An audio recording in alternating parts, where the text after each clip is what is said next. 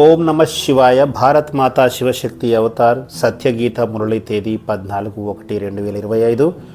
ప్రభాత పాఠము పూర్వ తేదీ 7/9/1968. ప్రియమైన పిల్లలు, ఇక్కడ తండ్రి టీచర్ గాను సద్గురువు గాను వ్యవహరిస్తున్నారు. ఇది మనుషులకు సాధ్యము కాదు. తండ్రి, టీచర్, గురువు ఈ 3 రూపాల్లో ఉండలేరు.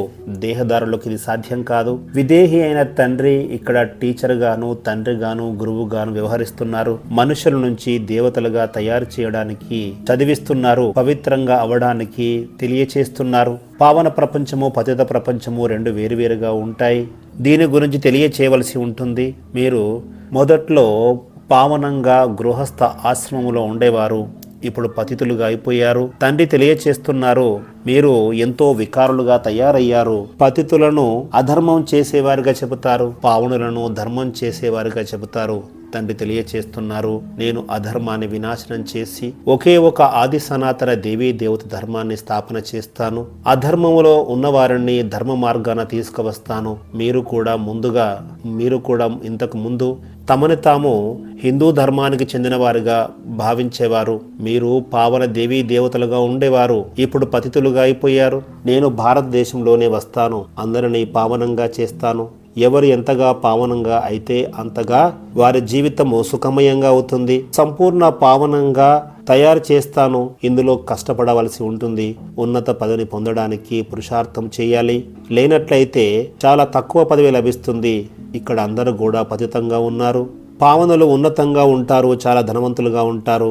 పతితులు అంటే అధమ స్థాయిలో ఉంటారు. వారి వద్ద ధనము ఉండదు. స్వర్గంలో కూడా ఈ తారతమ్యం ఉంటుంది. అక్కడ మీరు పావనంగా ఉంటారు, చాలా ధనవంతులుగా ఉంటారు. తక్కువ ధనవంతులు కూడా అక్కడ ఉంటారు. అలా లేనట్లయితే అక్కడ ఉద్యోగం చేసేవారు ఎక్కడి నుంచి వస్తారు? సేవ చేసేవారు కూడా అక్కడ అవసరం అవుతుంది. ఇక్కడ కూడా చూసినట్లయితే ధనవంతులుగా ఉన్నవారు సేవకుల్ని పెట్టుకుంటారు. కానీ ఇక్కడ ధనవంతులు కూడా పతితంగానే ఉంటారు. అక్కడ అందరూ కూడా పావనంగా ధనవంతులుగా ఉంటారు. ఇక్కడ చూసినట్లయితే మొత్తం పతితులుగా ఉంటారు. దానిని పావనమైన ప్రపంచం అని చెబితే దీనిని పతితమైన ప్రపంచంగా చెప్పవచ్చు. రాజారాణులు ఏ విధంగా ఉంటే ప్రజలు కూడా అదే విధంగా ఉంటారు. స్వర్గంలో 5 వికారాలు ఉండవు. ఇంకా మనలో ఏమైనా వికారాలు మిగిలి ఉన్నాయా అని పరిశీలించుకోవాలి. తండ్రి దగ్గరకు వచ్చిన తర్వాత వికారాలు ఉండకూడదు. కానీ చెడు దృష్టి ఉన్నట్లయితే దాని ద్వారా నష్టం జరుగుతుంది. చెడు దృష్టితో చూసినప్పుడు హృదయము ద్రవించిపోతుంది. చెడు సంకల్పాలు వస్తాయి. దేవతలు పవిత్రమైన దృష్టి గలవారు.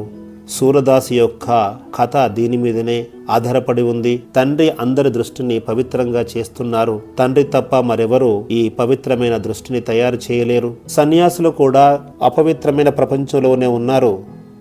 వారి దృష్టి కూడా కుదృష్టిగా మారిపోతుంది. కామ, క్రోధ, లోభ, మోహ, అహంకారాలు ఏవో ఒకటి వారిలో ఉంటాయి. వారి జన్మ కూడా విషం ద్వారానే జరుగుతుంది. రామరాజ్యము, రావణ రాజ్యము ఈ రెండింటి గురించి మీరు తప్ప మరెవరు తెలుసుకోలేరు. మీలో కూడా నెమ్మదివారుగా తెలుసుకున్నారు. మీరు ప్రతిజ్ఞ కూడా చేస్తారు. కానీ మాయ మిమ్మల్ని పట్టుకొని వదలదు. ఆ తర్వాత అసహ్యంగా తయారైపోతారు. చెడు సాంగత్యం వల్ల వికారులుగా అయిపోతారు. ఇవన్నీ కూడా తెలియచేయవలసిన విషయాలు. పతితులు, పావనులు ఈ రెండింటి మధ్యనే ఆట నడుస్తూ ఉంటుంది. పతితులు తప్పకుండా ఈశ్వరుణ్ణి పిలుస్తారు. మీరు పతితులుగా అయిపోయారు, మమ్మల్ని పావనంగా చేయమని. మీరు పతితంగా అయిపోయారు, తిరిగి మిమ్మల్ని పావనంగా చేయడానికి నేను రావలసి ఉంటుంది. అందరూ పావనంగా కాలేరు. కొద్దిమంది పావనంగా మారిన తర్వాత కూడా పతితంగా అయిపోతారు. వారిలో ఏదో ఒక వికారము ప్రవేశిస్తుంది. అలాంటప్పుడు పావనంగా కాలేరు. ఈ లక్ష్మీనారాయణులు సర్వగుణ సంపన్నులు, 16 కళల సంపూర్ణులుగా పిలువబడతారు. వీరితో పాటు ప్రజలు కూడా ఉంటారు కదా. రాజు, రాణి ఏ విధంగా ఉంటారో ప్రజలు కూడా అదే విధంగా పవిత్రంగా ఉంటారు. రాజు, రాణి పవిత్రంగా ఉంటే ప్రజలు కూడా పవిత్రంగా ఉంటారు. ఆ తర్వాత రాజు, రాణి పతితంగా అయిపోయినట్లయితే ప్రజలు కూడా పతితంగా అయిపోతారు. మన తండ్రి వద్ద పూర్తి ప్రపంచం యొక్క జ్ఞానము ఉన్నది. దానిని మనకు తెలియచేస్తున్నారు. మనుషుల దగ్గర దీనికి సంబంధించిన జ్ఞానము లేదు. మనుషులకు మీరు జ్ఞానాన్ని ఇస్తారు, అయినప్పటికీ వారు అర్థం చేసుకోవడం లేదు. మీరు మిత్ర సంబంధికుల దగ్గరికి వెళ్ళినప్పుడు వారికి ఎంతగా తెలియచేసినా కూడా అర్థం చేసుకోరు. దేవతలుగా కాలేరు. చెప్పడం మీ యొక్క బాధ్యత. పతితుల నుంచి పావనంగా చేయవలసిన బాధ్యత మీపైన ఉంది. మీ యొక్క సాంగత్యము పావనులతో ఉండాలి. పతితులతో సాంగత్యము చేయరాదు. మీ ధర్మము పవిత్రమైనది. మీరు పతితుల మధ్యనే ఉండాలని ఏమీ లేదు. పావనంగా ఉన్నవారితో కూడా మీరు ఉండవచ్చు. పతితులను పావనంగా తయారు చేయాలి. అలా సాధ్యం కాకపోతే పతితుల యొక్క ప్రభావం మీ మీద పడే అవకాశం ఉంటుంది. అందుకే సాంగత్యంతో ప్రభావం పడుతుంది. కుసాంగత్యము స్వయం మీద పడే అవకాశం ఉంటుంది. శాంతియుతంగా ఉండడము చాలా బాగా అనిపిస్తుంది.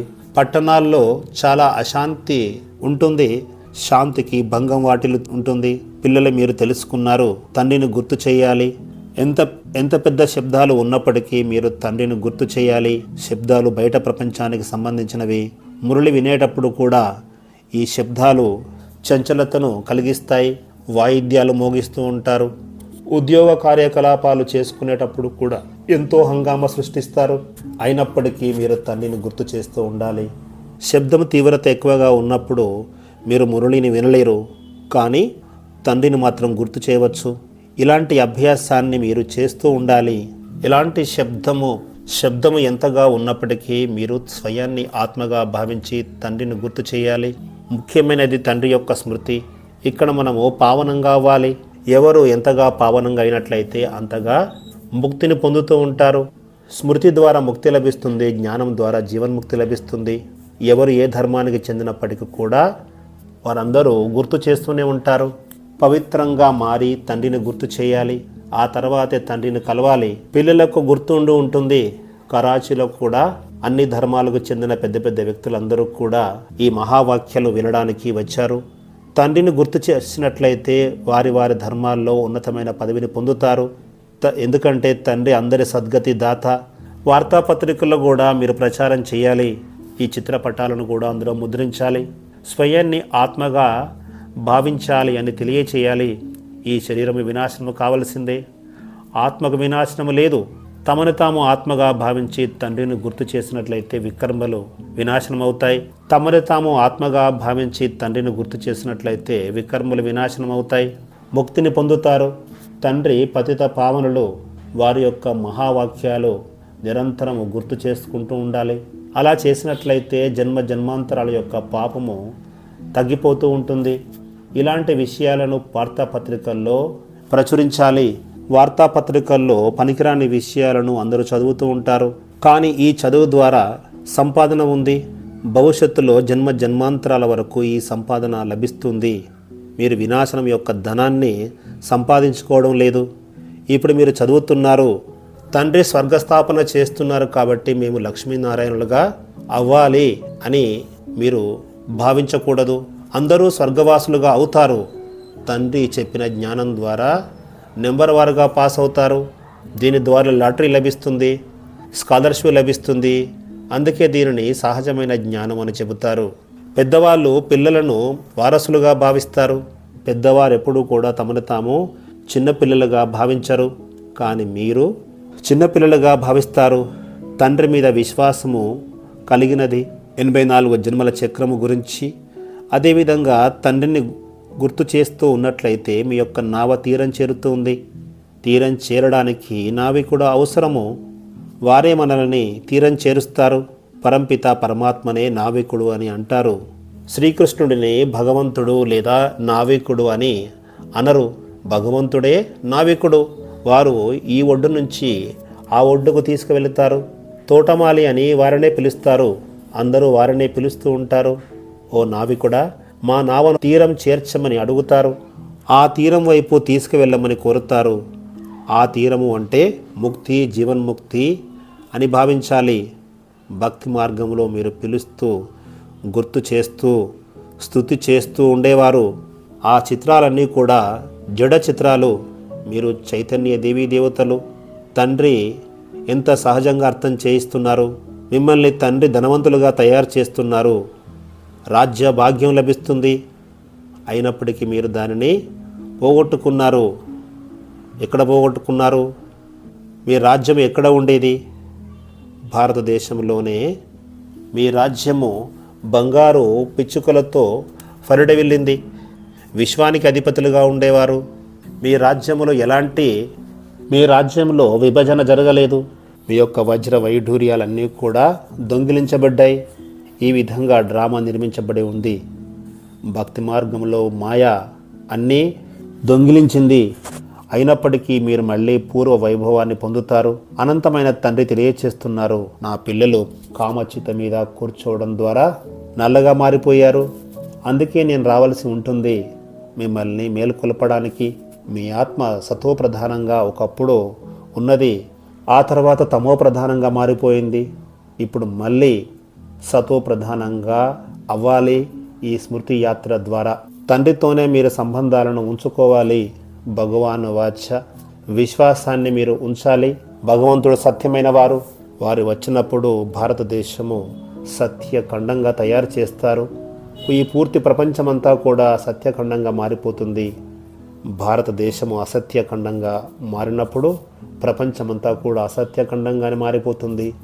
సత్యమైన ఖండము అసత్యమైన ఖండమని భారతదేశాన్ని పిలుస్తారు. భారతదేశం తప్ప మరి ఏ ఖండము ఈ విధంగా కాదు. మీరు తప్ప మరెవరు కూడా ఈ జ్ఞానాన్ని తెలుసుకోలేరు.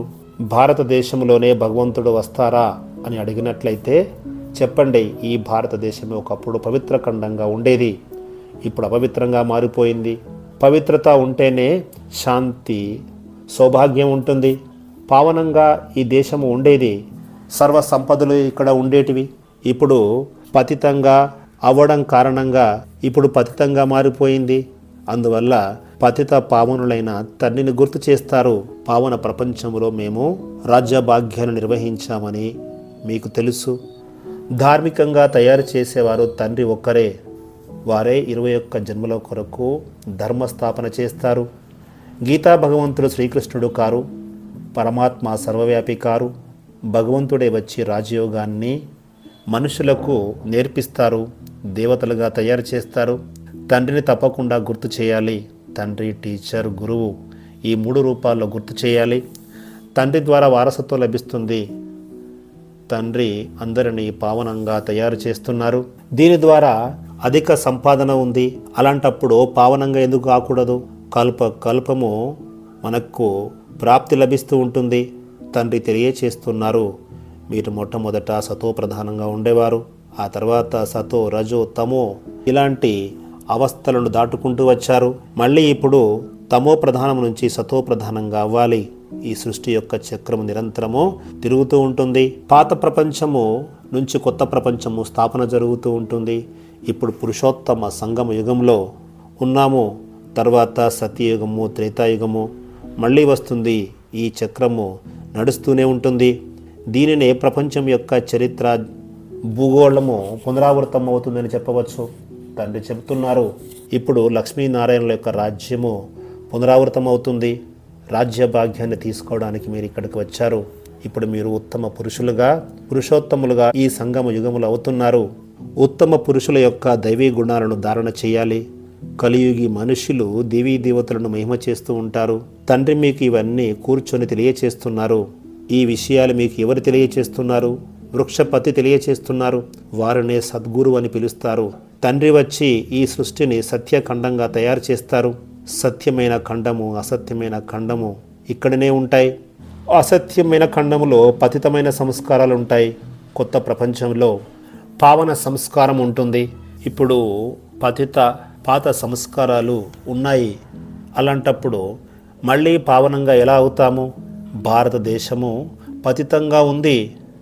ఆ దేశాన్ని సర్వగుణ సంపన్నమైన దేశంగా మహిమ చేస్తూ ఉంటారు. ఆ తర్వాత కిందికి దిగుతూ సంపూర్ణ వికారంగా మారిపోయింది. మహిమ కూడా చేస్తారు కదా, మేము పాపులము, నీచులము అని. మేము జన్మాంతరాలుగా పాపులము అని కూడా చెప్పుకుంటారు. ఎవరి ముందు ఇలా చెబుతారు? భగవంతుని ముందు ఈ విధంగా చెప్పుకుంటారు. భగవంతుడు ఒక్కరే నిరాకారులు.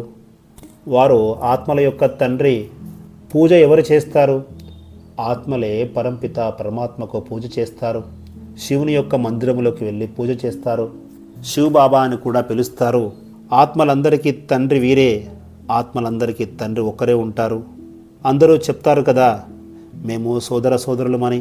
ఆంగ్లేయులు బ్రదర్హుడ్ అనే పదాన్ని వాడతారు. అలాంటప్పుడు తండ్రి ఒక్కరే ఉండాలి కదా. ఆ తండ్రి ద్వారానే వారసత్వం లభిస్తుంది.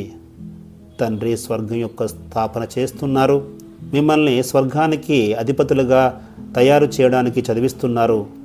తండ్రి ఇక్కడ తండ్రిగాను, టీచర్గాను, సద్గురుగాను వ్యవహరిస్తున్నారు. మనుషులు ఈ 3 రూపాల్లో వ్యవహరించలేరు. తండ్రి, టీచర్, గురువు ఈ 3 ఒక్కరే కావడము అసంభవము. దేహదారులకు ఇది సాధ్యం కాదు. విదేహి అయిన పరంపిత పరమాత్మ తండ్రి, టీచర్, సద్గురువుగా వ్యవహరిస్తున్నారు. మనుషుల నుంచి దేవతలుగా తయారు చేయడానికి చదివిస్తున్నారు. పవిత్రంగా అవ్వడానికే మనకు తెలియచేస్తున్నారు. అర్ధకల్పము మీరు సతోప్రధానంగా ఉండేవారు, ఇప్పుడు తమోప్రధానంగా మారిపోయారు. ఒకప్పుడు సతోప్రధానంగా ఉండేవారమే, ఆ తర్వాత పునర్జన్మలు తీసుకుంటూ త్రేతాయుగంలోకి వచ్చాము. అక్కడ సతోగా తయారయ్యాము. ఆ తర్వాత 21 జన్మలు తీసుకున్న తర్వాత రజోలోకి వచ్చాము. ఈ విధంగా మనము సోపానాలను దిగుతూ వచ్చాము. ఇక్కడ సోపానాలు శ్రీమతం అనుసారంగా తయారు చేయబడ్డాయి. ఈ చిత్రపటాలన్నీ కూడా శ్రీమతం ద్వారానే తయారు చేశారు.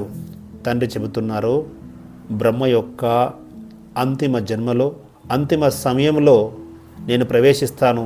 మీరు తెలుసుకున్నారు, ఈ పాత ప్రపంచం యొక్క అంతము జరగనుంది.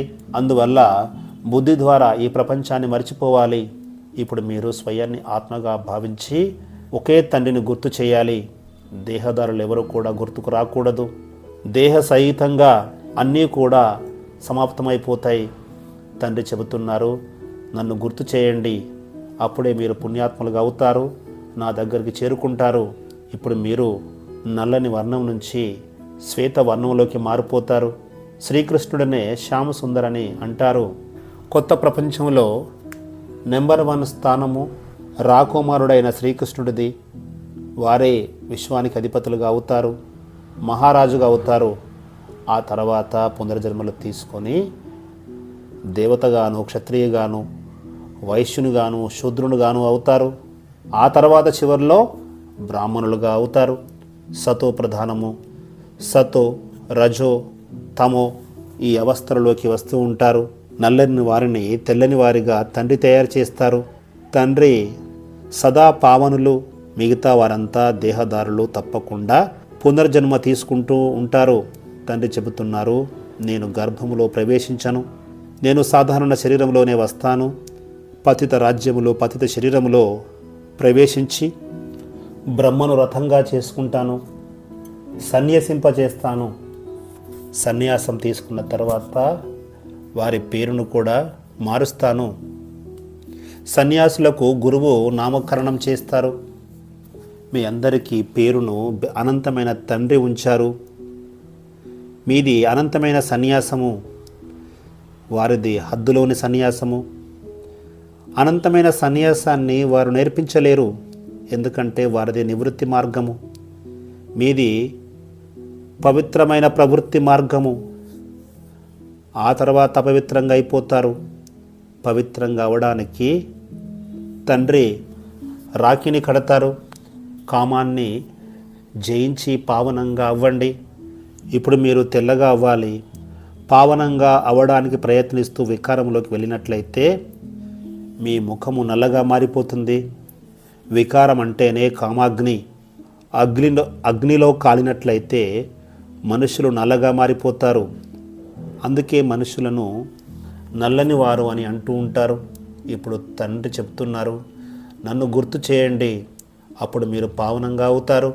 మీరు అనేక సార్లు పతితుల నుంచి పావనంగా అయ్యారు, మళ్ళీ పావనుల నుంచి పతితంగా అయ్యారు. ఈ చక్రము తిరుగుతూనే ఉంటుంది. ఇది ఎప్పుడూ ఆగిపోదు. ఇది ఓటమి గెలుపుల యొక్క ఆట. అర్ధకల్పము మీరు విజేతగా ఉంటారు, అర్ధకల్పము పరాజితులుగా ఉంటారు.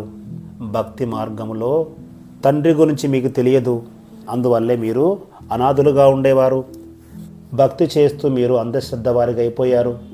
ఎవరి గురించి తెలుసుకోలేరు, కేవలము పూజ చేస్తారు. వారి యొక్క జీవిత చరిత్ర అర్థం కాదు. అలాంటప్పుడు దానిని ఏమంటారు? అంధశ్రద్ధనే అంటారు. రావణుడే మిమ్మల్ని గుడ్డివారిగా తయారు చేస్తారు. అందువల్ల తండ్రి చెబుతున్నారు, మీరు అందులకు చేతి కర్రగా అవ్వండి. ఇప్పుడు మీరు శివబాబాని తెలుసుకున్నారు, వారే ఉన్నతోన్నతమైన తండ్రి. ఆ తర్వాతనే లక్ష్మీనారాయణులు 84 జన్మలు తీసుకుంటారు. దేవతలుగా, క్షత్రియులుగా, వైశ్యులుగా, శూద్రులుగా అవుతారు. ఇప్పుడు ఆత్మ బ్రాహ్మణులుగా మారింది, మళ్ళీ ఆత్మ దేవతగా, ఆ తర్వాత క్షత్రియులుగా, ఇలా తన పరంపరను కొనసాగుతూ ఉంటుంది. ఈ చక్రాన్ని తెలుసుకోవడం ద్వారా, పవిత్రంగా అవ్వడం ద్వారా మీరు పదవిని పొందుతారు. ఇక్కడ కూర్చొని మీరు తండ్రిని గుర్తు చేయాలి. 84 జన్మల గురించి, పరంధామాన్ని, రాజధానిని గుర్తు చేస్తూ ఉండాలి. ఈ జ్ఞానము గురించి మనుషులు ఎవరు కూడా తెలియచేయలేరు. తండ్రి కూర్చొని తెలియచేస్తున్నారు. మంచిది. మధురాది మధురమైన తిరిగి లభించిన ఆత్మీయ పిల్లలకు నంబర్ వార్ పురుషార్థం అనుసారంగా బాప్ దాదా యొక్క ప్రియ స్మృతులు, గుడ్ మార్నింగ్ మరియు నమస్తే. వరదానము అమరుభవ. సంగమయుగంలో పిల్లలు మాయా నుంచి సురక్షితంగా ఉండడానికి అమరుభవ అనే వరదానం లభిస్తుంది. అలాగే భవిష్యత్తులో అకాల మృత్యువు నుంచి సురక్షితంగా ఉండడానికి కూడా ఈ అమర్భవ వరదానము లభిస్తుంది. సదా గుర్తుంచుకోవాలి, మాకు అమర్భవ వరదానము లభించింది అని. ఎవరికైతే ఈ వరదానం యొక్క పారవశ్యం ఉంటుందో వారు స్వప్నంలో కూడా మాయ ద్వారా మూర్ఛపోరు. ఓం నమః శివాయ.